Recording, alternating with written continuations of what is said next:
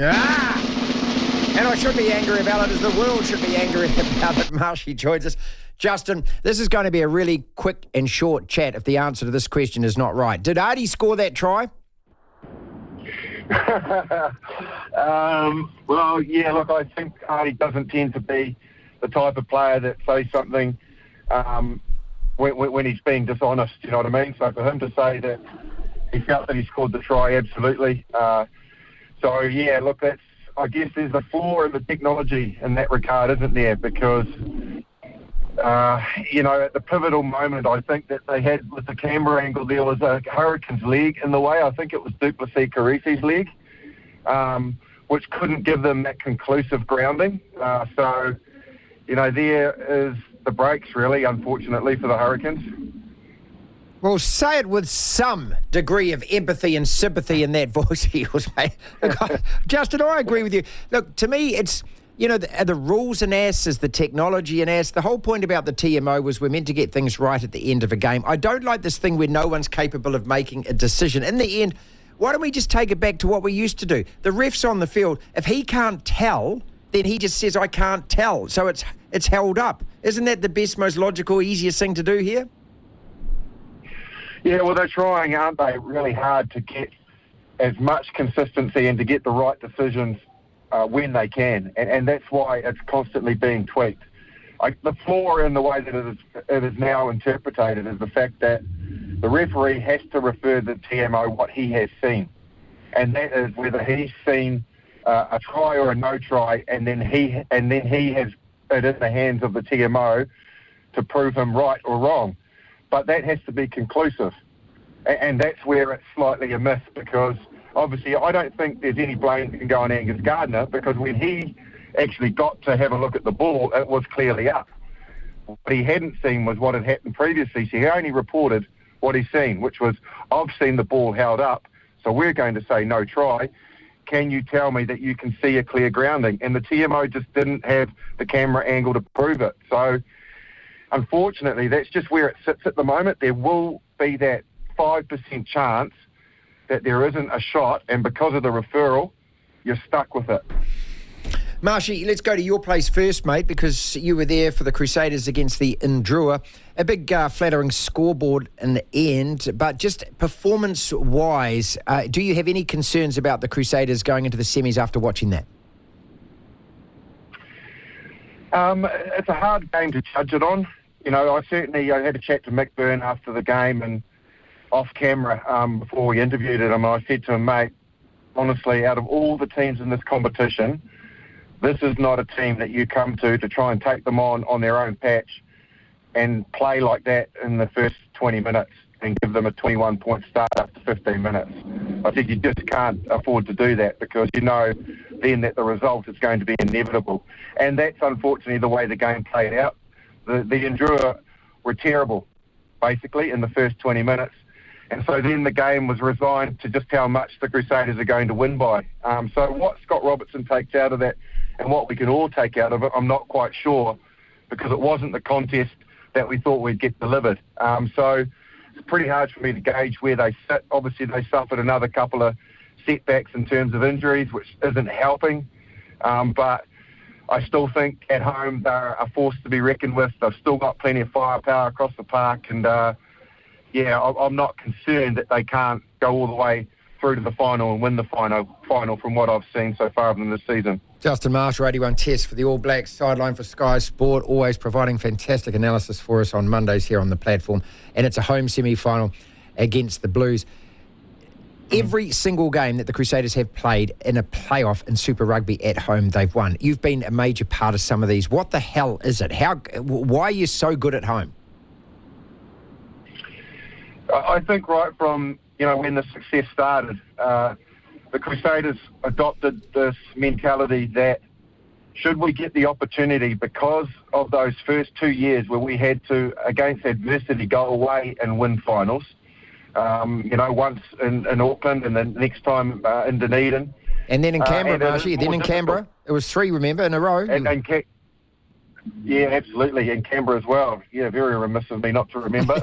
But we did tell ourselves, that it is better to be in your own environment, in your own conditions. And the way to do that is to make sure that throughout the season you stay consistent and get as close to you can to having and hosting a final. And I think when you know that and you appreciate how hard it is as an opposition team to come and win knockout rugby, I think you've just got that mentality that they are in your house, in front of your supporters and your conditions. They are the foreign entity that are coming to try and take away what you've forged throughout the season, throughout the round robin. And I think there's just an attitude of, at all costs, we don't let them beat us on our own patch. And I think that's been carried right through to the current group. Let's look at your semi-final opponent then. Crusaders Blues, as I said, 7:05 kickoff this coming Friday night in Christchurch. The sellout crowds for Super Rugby so far this year have been in Christchurch. I know it's only 17,000, but this is going to be a sellout as well. The Blues did it so easy against the Waratahs. What do they take out of that game? Because, the Waratahs scored first 7-0 and then they kind of just fell apart and they didn't really play. And I've read some Australian press where they said, that they were there or thereabouts this year. And I thought, no, they weren't. They've been an average side all year. They lost to the Rebels. They've scratched their way in. They didn't turn up and play against the Blues. What can the Blues actually take away from that and say, we did this really well, good enough to go and beat the Crusaders? I totally agree with your summary of the way the Waratahs have been. You're absolutely bang on. I feel that they're a side that's really underperformed for the calibre of player they've got in their team. They just haven't found their mojo as a side. So the positive, I would say, for the Blues to take out of that match was the fact that they've still got some quality players there. And yes, they scored first, so they had to then, get themselves into the game, the Blues. And they had to also make sure that they kept, even though they're a mediocre competitor, they had to keep them away from, causing any form of an upset. And I thought they did that really well. I thought their method, their game plan execution, when they got into the right zones, they came away with points. Yes, they're dangerous across the park, but Leon McDonald, I'd imagine, and the leadership group will be really pleased that even though they didn't get away to the start they wanted to, they recognised that they needed to make a shift. They made that shift and they won the game comfortably. And semi-finals, finals rugby are like that. There will be momentum swings in the game, and it's which team adapts the best to either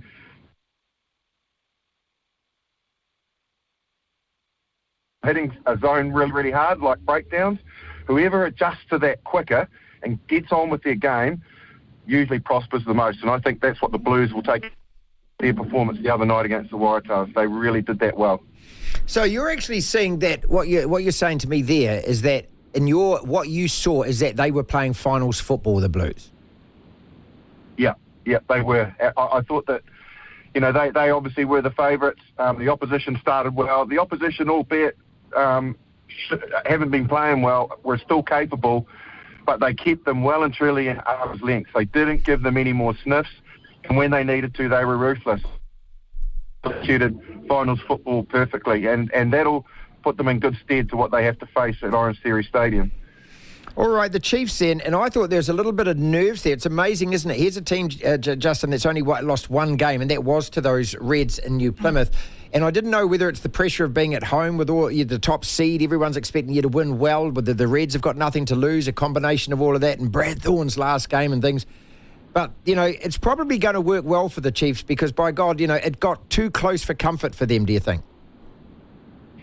Yeah, it did. I don't think they would have been complacent after the Reds tipped them up in the round robin. I did make some chat during the week and said that I felt out of all the teams that made it into the quarterfinals, the Chiefs are the biggest losers because I feel that they probably, as deserved, as good a season that they have, didn't probably really need to draw the Reds. They could have probably, even the Indrua or the Force, if they had made it, to a degree, even the Highlanders. But at the end of the day, the Reds were always a side that are incredibly dangerous, and they just had form fluctuations throughout the year. But, when you look across the calibre of player that they had, I thought the Chiefs probably didn't get any reward for finishing first, having to take them on, and it proved to be that way. And they had to work hard and fight hard. They had to muscle up. It was a physical game. It won't do them any harm. I think it was a fright that they probably needed, and I don't think they should underestimate how good that side was on the night. The Reds were very good. They played well, and they really took the game to them. Okay. Couple more questions. We'll let you go. Love always having you on board on Mondays, mate. It's brilliant. Brumbies versus Hurricanes. Now, I was arguing with dear leader Sean Plunket about this morning. He said, what a great game. I said, no, it wasn't. I said, look at the defence in that game. Every time the Brumbies got the ball, they ran straight through the middle of the Hurricanes. When that Hurricanes number 6 scored that brilliant try, the Devin Flanders, the winger for the Brumbies, patted his bum about 3 times as he ran past. There wasn't defence. It was a great game because the scoreline was close. Questions then. Did the best 4 teams, as they were in the points table, make it through to the semi-finals? Yeah, I've been a bit unsure of the Brumbies of late. And again, I still see, them switching off throughout periods of the game. At times they can look really dangerous. And at other times they can look like they're not in the contest, which is a bit of a worry for Stephen Larkham, I'd imagine. And their form has shown that, particularly in the last 6 weeks. So probably my argument is they are the luckiest side, I think, to make the 4. I certainly felt that the Hurricanes were a team that were playing well, were in good form. They just didn't play well in that game, mate. They had their opportunities. I think Jason Holland actually said it. He said, look, I know what you want to ask me. You want to ask me about Artie's try. Now, obviously, it's disappointing. But at the end of the day, he said, we did miss opportunities in that game. Opportunities we would usually take. And like you said, equally, the game just lacked a little bit of desperation defence. You're absolutely bang on. The way that Tom Wright waltzed over just wasn't good enough. Off the Brumbies maul, you might remember it in the game, people, and Tom Wright just bounced down the blind side, and he just went through too easily. And a couple of the Brumbies tries where Debrasini went through, it just wasn't knockout rugby desperation in some of the defence of both of those sides, and that worries me for the Brumbies when they have to take on the attacking prowess of the Chiefs.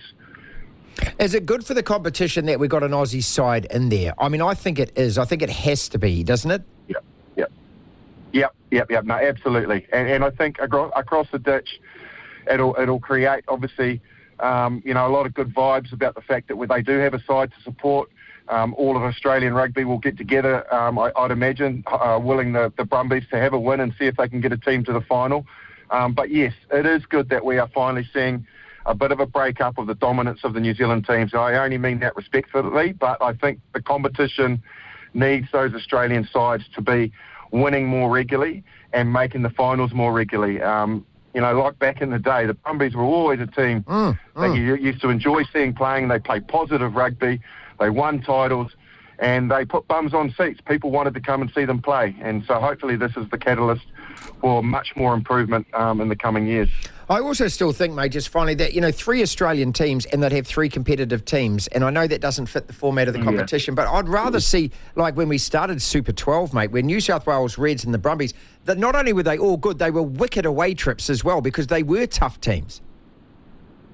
They were. And they just got to get their head around getting away from the politics of those 5 teams and just making a shift. Like, if you think the way that the Force went this year, just missed out on the 8, the Rebels were capable, they tipped some sides up. If you got those, 50 players and put them into those three foundation franchises, Brumbies, Reds, and the Waratahs, they would be a much tougher prospect, all 3 of those teams, with that talent pool and depth in their squads to really challenge New Zealand teams consistently.